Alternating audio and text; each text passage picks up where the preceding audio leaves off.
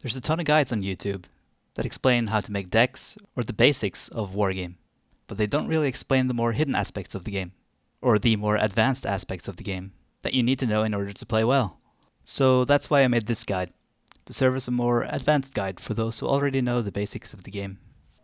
Starting from the deck creation screen, you can see that there are a bunch of specializations that you can take, but if you look at era, there's generally no deck ever that you want to make using an era deck. So you can just forget about it. And typically, if you're not an advanced player, you don't want to specialize in type either. It's best to play a so-called omni deck before you decide to specialize. When it comes to factions, at least for NATO, if you want to play with the least amount of limitations as possible, you want to select either USA, NORAD, or Eurocorps, which are the strongest factions for NATO. Although popular, Scandinavia is not as strong as the other factions that I just mentioned, and Blue Dragons is probably the weakest coalition. In order to create a balanced deck, which will cover most of the vital aspects of the game, we're going to create a NORAD deck. I'll go through each category and you can see what's mandatory in each one. For logistics, you either want something that's cheap or something that's armored. A typical good setup will consist of a jeep as well as a tank. When you play Conquest, it's hard to secure zones because you are always vulnerable to random bombings and random artillery fire. In order to alleviate this, you need to use the command tank. The 3 top armor allows you to survive almost any sort of bombing run except for clusters. And even then, you are mostly safe.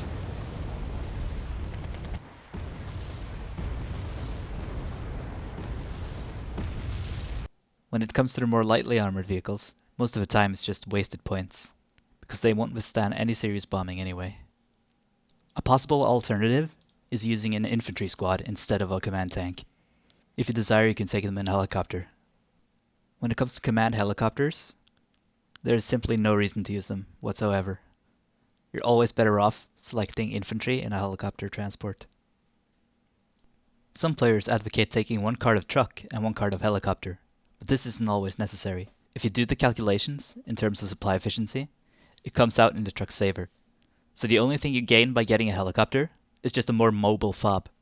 And when it comes to helicopters with a small amount of cargo, it's really a waste of supply and points. So this right here is a solid setup if you actually manage your trucks and send them back and forward. It's easier for USA since they have the best supply truck in the game that haven't.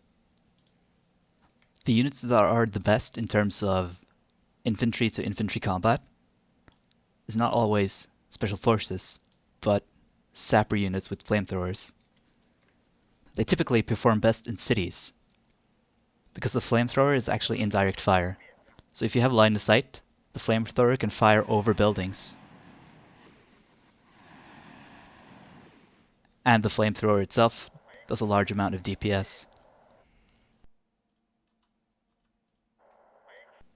And you pretty much want them in a fast transport like the Bison.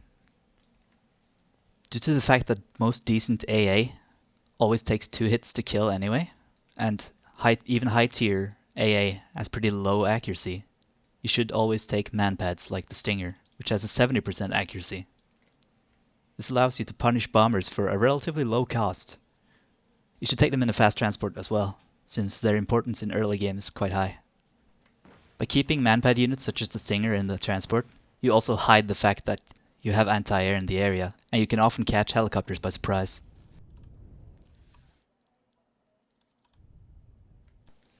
Next you'll need fodder. Typically you'll just take the cheapest infantry you can get, like the basic line infantry, like Rifleman. Although Rifleman 90 has a pretty good launcher, so you might want to consider that. For NORAD, your best options for fodder are either Rifleman 90 or the Canadian Rifles 85. Since Rifleman 90 come in a 5-point transport with 2 armor, it's really quite a good option for fodder. If you've done any amount of city fighting up until this point, you've probably encountered Spetz. Despite what the whiners say on the forums, you actually have a ton of options for dealing with this. In particular, you should consider the LVTP, which has enough armor to withstand Spetz and has a high DPS, due to its grenade launcher. I usually take them with the SMAW, which itself is a really good unit in terms of fire support and anti-tank. Combined with the anti-infantry capability of the LVTP, they make a deadly team. To summarize, your infantry deck should be comprised of the following: Fodder, manpads, DPS, and ATGMs. Although NORAD does not have any good ATGMs, so you'll just have to work around that. However, the Light Rifleman 90 remain an option. For support units, you have more options in how you construct your deck. Though typically you should make sure that you cover the following basics: a high DPS unit versus planes, a long range units against helicopters, and finally, a heavy anti-air unit with long range against planes. In team games, one or two of you should take the Patriot. The long range helps you cover your teammates, as well as a chance to stun planes before they get to drop their cargo. But for 1-on-1, it's not really important. Since you have access to the Avenger, the manpads I mentioned earlier are a bit superfluous, so ditching them in favor of other units is an option, as long as you cover your basic of having a high DPS units against planes. For tanks, you need to cover the following: a super heavy, a medium tank, which is around 80 points, which is typically the tank that does most of the work. However, for US and NORAD, you have access to the M8 AGS, in which the roles kind of become flipped. This tank is actually your fodder, while the M8 AGS actually does the DPS. For early game, it's possible to just go for the M8 AGS, since the DPS is so high. This glass cannon can quickly annihilate any sort of opening force, given careful use, such as hiding them in the woods and waiting for an ambush. Recon is extremely important, something even good players don't really appreciate enough. I would recommend that you cover the following bases: one exceptional recon, which should be your helicopter, one card of infantry recon so you can get close to your enemy with the superior stealth that they have, and one vehicle recon, which allows you to get around quickly on the ground. Having an exceptional recon helicopter just hanging out outside the range of enemy AA is a technique that pretty much every player needs to use. This is because while you won't be able to spot units far away that are hiding in cover, you will easily be able to spot units moving from cover to cover, or just in the open from many kilometers away. This allows both you and your team to both consciously and unconsciously plan better, since you have a much greater awareness of what your opponent is doing. Since the US has so many good recon units, I like to fill out the recon tab with Navy SEALs, which are the best infantry unit in the game, and not by a small margin due to its grenade launcher. However, they come at a price. And I also like to take an exceptional ground recce, so you can get close with superior stealth detection. It's important to note that many recon units have superior stealth compared to normal units. So unless the Bradley is fighting another recon unit, it will be able to fire its tow launcher and remain hidden. Here's an example of how the superior stealth of recon units can make a difference. As you can see, the tank hiding in the patch of forest can fire without being detected, despite being close to medium optics units like the infantry. The TOW 2 Jeep and the S-Tank, however, are spotted from very far away each time they fire.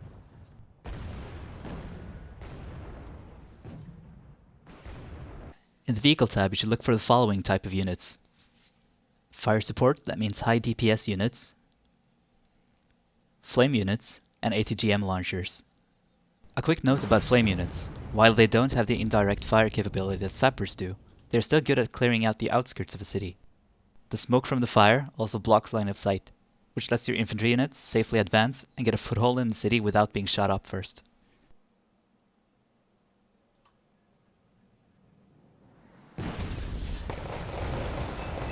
When it comes to high-tier anti-air helicopters, such as the Super Cobra for the US, the Eagle for the USSR, and the Sokol for Poland, it is not recommended to take any of them. The simple reason is that while cock-blocking an enemy from heli insertion seems like a good idea, it's basically useless after the early game, meaning you basically wasted activation points on a useless expensive one-trick pony unit. You have cheaper units which do the same job for less, and you should take those instead. For NORAD, that means the DAP, with a good autocannon and miniguns for DPS against infantry. The medium optics is nothing to scoff at either. Because it does all these things and is so cheap, it's a pretty solid choice to put in your helicopter tab. Normally, every deck should have an ATGM helicopter. However, for NORAD and for the US, you have the longbow, so in this case we'll stick with the DAP. For air, an an ATGM plane is mandatory. You literally cannot play this game without having an ATGM plane. Because the easiest way to deal with super heavy tanks such as the M1A2 is by using an ATGM plane. Even if you suicide your ATGM plane in order to get the kill on the tank, it will still be worth it because the super heavy tank is so expensive. Seed, Napalm and bombers like Strike Eagle are all solid choices. And in this deck I've chosen one of each for maximum versatility. Although the idea of using Seed to get a few easy kills on the enemy AA seems appealing, it's something you should try avoid doing. The simple reason for this is that Seed units are extremely good at making sure that bombers reach their target. If you recklessly throw your Seed plane at an enemy with no other goal in mind than to destroy an AA piece, it's easy to lose your Seed plane without having accomplished anything useful. That's why you should try and send your airstrikes in waves, together with the Seed plane. This maximizes their effectiveness, as well as their chances of survival. In order to manage your radar AA in the best possible way, instead of just having your units hotkeyed and turning the weapons off when Seed comes by, you should do the opposite. You should have them hotkeyed and always have them off and turn them on when any sort of plane comes by. Some people think it's enough to turn off your radar AA when you see the Seed coming, and that if you turn it off while the missile is still in flight, you still have a chance to survive. This is not true, because the hit roll is done when the missile is fired, such that the fate of your AA piece is already determined when the missile leaves the plane. If you have solid ground-based AA coverage, it's basically a waste of points to go for high-tier ASF, because it's so hard for it to make up its cost, while it being relatively easy for 60 points of manpads to kill a 160-point plane. But they do have their place in team games, where it makes sense for at least one or two of you to take an ASF, as this will allow you to respond to threats all across the map. Wargame also has a hidden mechanic, called Autoloaders. I'll put a link in the description, but in short, the T-72 line, the T-80 line, the M8 for the US, and the Japanese tanks all have autoloaders. The Keiler for Germany and the MBT-70 for US also have autoloaders. And finally, the Swedish S-tank line has autoloaders. Units with autoloaders don't take penalties to rate of fire when their morale has been broken. Although you should coordinate with your team to decide what you need and which zone you have to attack, you should always go in prepared to be completely self-sufficient without needing to rely on your teammates. In order to do this, you need a balanced opening which can deal with any sort of scenario. A balanced opening for fighting on open ground might look something like this. A long-range anti-helicopter unit, a couple of high DPS units against airstrikes, some high DPS ground units, something that can advance without taking too much damage, and a scout unit of each type. Starting out with a longbow is a somewhat risky venture, but you don't have many options as US if you want a helicopter to go with you in the opening, and you typically do. However, you do have the option of letting the DAP scout for you. It's not advisable to buy more than one at start, however, because you only want to spend enough points so that you can punish someone who thinks they can get in for free. But you don't want to spend so much money that your ground force becomes crippled. If you're the type of person who buys extra command vehicles at the start of the match, you actually have a bad habit. While it makes sense to do this for destruction games, where income matters a whole lot, it does not make sense to do this for conquest. Because those 100 points that you would use for a command vehicle can just as easily be used for 100 points of infantry that can contribute to an important city battle, or 2 extra AGSs, or an important airstrike at the beginning of the game. It's always best to use those 100 points on extra units, because that will help out a lot if you decide to attack a zone early. And they will also help a lot to secure your zone in case you are attacked early.